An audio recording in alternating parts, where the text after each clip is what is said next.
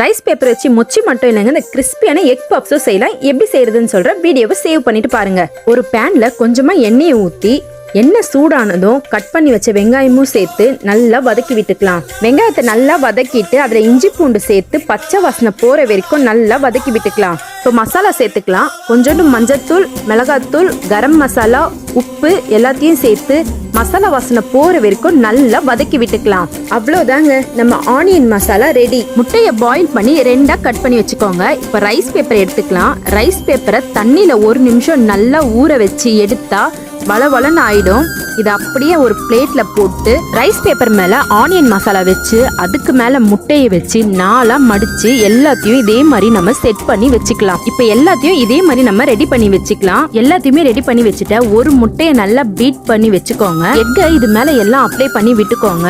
அவ்வளவுதான். இதை ஓவன்ல 180 டிகிரில 15 மினிட்ஸ் வச்சு எடுத்தா எக் பப்ஸ் ரெடி. செம்ம டேஸ்டா சூப்பரா இருந்துச்சுங்க. நீங்களும் ட்ரை பண்ணி பாருங்க. அப்படியே பேஜை மறக்காம ஃபாலோ பண்ணுங்க.